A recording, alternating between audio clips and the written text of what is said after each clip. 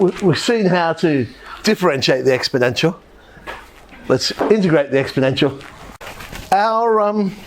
Well, I was going to say our standard integrals, but of course we don't get given the standard integrals anymore. We now have those reference sheet. Okay, under the list of integrals, they have e to the power of a linear function. So that's the only integral they put there, which I guess is the same as what I've got there. I just haven't put the plus some constant there. And so if you integrate that, you'll end up with 1 over the coefficient of x. Right? That's very limited. I prefer to think of it this way, because we know that if we differentiate e to the function x, you get derivative times e to the function x. So it seems to me more logical to go reverse and say, well, okay, if I can create the situation where I have derivative times e to the function x, then I know it's e to the function x. And that covers all functions in the power and not just linear functions. Let's have a look at some examples then of how we'd use it. So, all right, e to the 5x, I suppose when it is a linear function, it is simple enough to sort of go, oh yeah, all right, well instead of multiplying by the 5, I'm now going to divide by the 5, because we're going back the other way. So it'll be 1/5 e to the 5x. Thinking of it this second way, I guess what I'd do is I'd say, well, I've got e to the 5x. What I'd like is the derivative times e to the 5x. So I'd like 5 e to the 5x, but then balance it out. I've got to divide by the 5. So obviously we get the same answer. So yeah, I can see why they have the linear function formula, because if it is a simple linear function, all I've got to do is go 1 over the coefficient of x there. But if it's not linear, then I can't do it. So I've got to create the derivative out the front. The derivative of the power is 2x. I've only got 1x.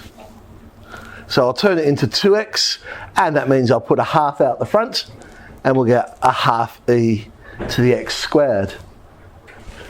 9x minus 1, well that is a linear one. So I could just say 1/9.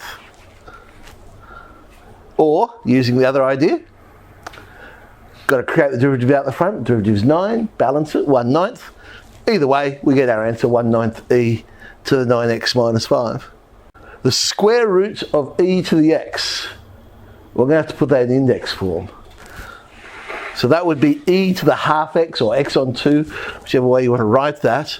I want the derivative out the front, so I'd like a half out the front, but to balance that out, multiply by 2. So I'll have 2 lots of a half e to the x on 2, which is 2 e to the x on 2.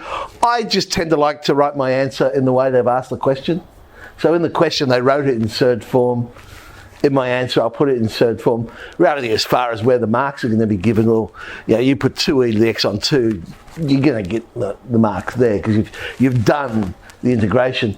I suppose I also like to put it in third form. If I'm then going to go and substitute numbers in, I find that an easier way to work. Well, we don't have a product rule as such for integration, so I'm going to have to expand this out first of all. So I've got 3 things to integrate. Each of those powers are linear functions. So there we go. Half e to the 2x minus 2 e to the x, and 3 of course becomes 3x. Quotient rule. So again, we don't have a quotient rule when it comes to integration. But I can actually tidy this fraction up by dividing by the denominator. Again, be careful with your index laws. Remember, we subtract the powers. So that'll become e to the 3x minus e to the minus x. This creates another situation, very careful, negative indices.